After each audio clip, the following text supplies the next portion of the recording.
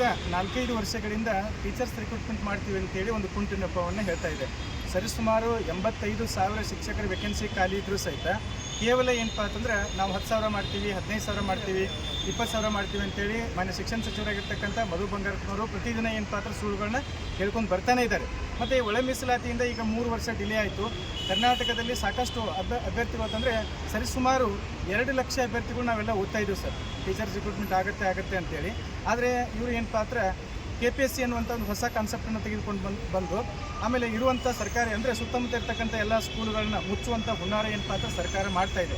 ಅಂದರೆ KPSC ಶಾಲೆ concept ಯಾಕೆ ಬಂತು? ನೀವು ಸರ್ಕಾರಿ ಶಾಲೆಗಳಿಗೆ ಶಿಕ್ಷಕರನ್ನು ಕೊಟ್ಟರೆ ಅಲ್ಲಿರ್ತಕ್ಕಂಥ ಮಕ್ಕಳ ಸಂಖ್ಯೆ ಯಾಕೆ ಕಡಿಮೆ ಆಗುತ್ತೆ? ಮೇಡಮ್ ಅವ್ರು ಹೇಳ್ತಾರೆ ಮಕ್ಕಳ ಸಂಖ್ಯೆ ಕಡಿಮೆ ಇದೆ, ಅದಕ್ಕೆ ಆ ಕಾರಣಕ್ಕಾಗಿ ನಾವು 1ರಿಂದ 5ನೇ ತರಗತಿ ಶಿಕ್ಷಕರನ್ನ ತೆಗೆದುಕೊಳ್ಳೋದಿಲ್ಲ ಅಂತ ಒಂದು ಸ್ವಭಾವವನ್ನು ಹೇಳ್ತಾ ಇದ್ದಾರೆ. ಹಾಗಾದರೆ 1ರಿಂದ 5ನೇ ತರಗತಿ ಮಕ್ಕಳ ಸಂಖ್ಯೆ ಕಡಿಮೆ ಯಾಕಾಯಿತು ಅನ್ನೋದು ವಿಚಾರ ಮಾಡ್ತಾ ಇಲ್ಲ ಸರ್ಕಾರ.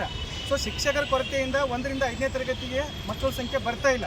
ಹಾಗಾಗಿ ಇವರು ಏನು ಪಾತ್ರ ಆ ಒಂದು ಕೊರತೆಯನ್ನು ನೀಗಿಸಬೇಕು ಅಂತೇಳಿ KPSC ಅನ್ನುವಂಥದ್ದು ಹೊಸ ಕಾನ್ಸೆಪ್ಟನ್ನು ತೆಗೆದುಕೊಂಡು ಬಂದು ಇರುವಂಥ ಶಾಲೆಗಳನ್ನ ಏನು ಪಾತ್ರ ಮುಚ್ಚಲಿಕ್ಕೆ ಸರ್ಕಾರ ಹೊರಟಿದೆ.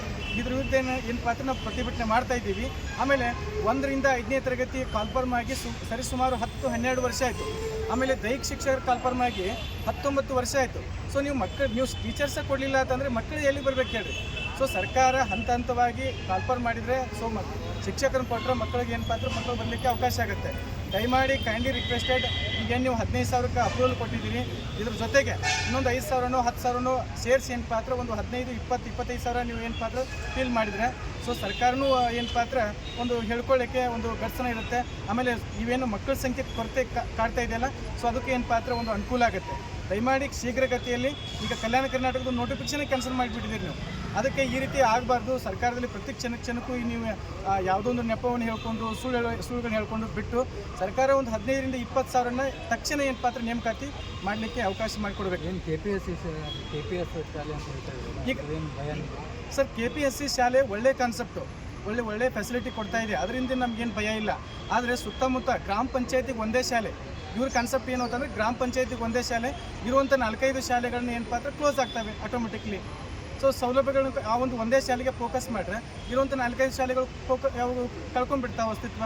ಅಲ್ಲಿ ಏನು ಪಾತ್ರ ಶಿಕ್ಷಕರಿಲ್ಲ ಸರ್, 0 ಶಿಕ್ಷಕರಿದ್ದಾರೆ. ಕಲ್ಯಾಣ ಕರ್ನಾಟಕ ಭಾಗದಲ್ಲಿ ಮಕ್ಕಳ ಸಂಖ್ಯೆ ಸಾಕಷ್ಟು ಇದ್ರೂ ಸಹಿತ ಶಿಕ್ಷಕರಿಲ್ಲ. ಮೇಡಮ್ ಅವರು ಇಲ್ಲಿ ದಕ್ಷಿಣ ಕರ್ನಾಟಕ ಭಾಗದ ಒಂದು ಎಕ್ಸಾಂಪಲ್ ಹೇಳ್ತಾರೆ. ಆದರೆ ಉತ್ತರ ಕರ್ನಾಟಕ ವಾಸ್ತವಿಕ ಸ್ಥಿತಿ ನೋಡಿದರೆ ತುಂಬ ಶಿಕ್ಷಕರ ಕೊರತೆ ಇದೆ. ಆಮೇಲೆ ಸಾಕಷ್ಟು ಆಸ್ಪಿರೆಂಟ್ ಇದ್ದಾರೆ. ಸೊ ಕನಿಷ್ಠ ಮಟ್ಟದ ನೀವು ಶಿಕ್ಷಕರನ್ನು ಕೊಟ್ಟರೆ ಅಲ್ಲಿ ಮಕ್ಕಳು ಖಂಡಿತ ಬಂದೇ ಬರ್ತಾವೆ, ಗುಣಮಟ್ಟದ ಶಿಕ್ಷಣ ಸಿಗುತ್ತೆ. ಇದಕ್ಕೆ ಸರ್ಕಾರಕ್ಕೆ ಇದು ಯಾಕೆ ಪಾಯಿಂಟ್ ಅರ್ಥ ಆಗ್ತಿಲ್ಲ ಅಂತೇಳಿ ನನಗೆ ಗೊತ್ತಾಗ್ತಾ ಇಲ್ಲ. ಲಕ್ಷ್ಮೀಕಾಂತ್ ರೀ, ಸಮನ್ವಯ ಶಿಕ್ಷಣ ಸಂಘಟನೆ.